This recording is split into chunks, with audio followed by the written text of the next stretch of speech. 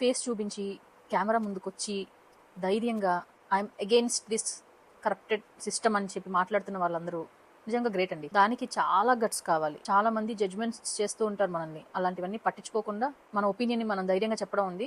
దానికి గట్స్ కావాల్సింది. ఈజీ కాదు. I want to speak up but something held me back. So అది దాటుకొని సపోర్ట్ చూపించడం ఉంది చూడండి, దానికి చాలా కరేజ్ కావాలి. ఇప్పుడు దాకా అలా చేసిన వాళ్ళందరినీ మెచ్చుకోవాలి. If you stop questioning, nothing is going to change. We have to question. I have 2 kids. One is just a baby. Suicide చేసుకున్న పిల్లలు పేరెంట్స్ గురించి ఆలోచిస్తుంటే లిటరలీ కళ్ళల్లో నీళ్ళు తిరుగుతున్నాయి. కేవలం ఒక ఎగ్జామినేషన్ వల్ల పిల్లలు సూసైడ్ చేసుకున్నారు అంటే అంతకన్నా దౌర్భాగ్యం ఉండదండి. ఇంకా ఎంత ప్రెషర్ ఉంటుందో తెలుసా?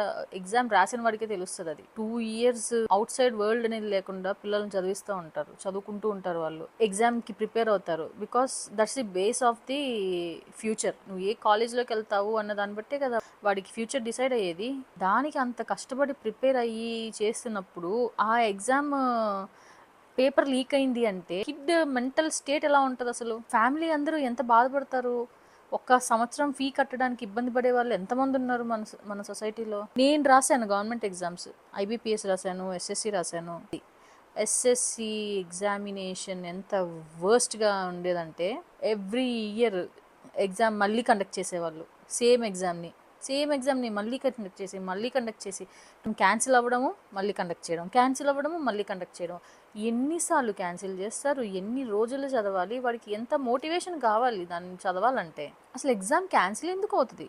ఎందుకు చెయ్యాలి? ఎందుకు క్యాన్సిల్ చెయ్యాలి ఎగ్జామ్ని? మళ్ళీ మొదల నుంచి స్టార్ట్ చేసుకోవాలి. ఒక్క నీట్ అనే కాదు, ఎన్నో ఎగ్జామ్స్ ఉన్నాయి, గ్రూప్స్ ఉంటాయి. ఆ గ్రూప్స్ ఎగ్జామ్స్ ఎన్నిసార్లు ఎంత డిలే అవుతాయి? ఎన్ని సంవత్సరాలు ప్రిపేర్ అవుతూ ఉంటారు దానికోసం.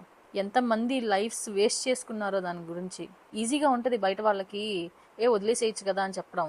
బట్ నువ్వు నీ లైఫ్లో చాలా టైంని ఒక ఎగ్జామ్ మీద పెట్టినప్పుడు దాన్ని వదలడం అంత ఈజీ కాదు. ఎక్కడో ప్రతిసారి ఒక చిన్న హోప్ ఉంటుంది, maybe I will clear this time.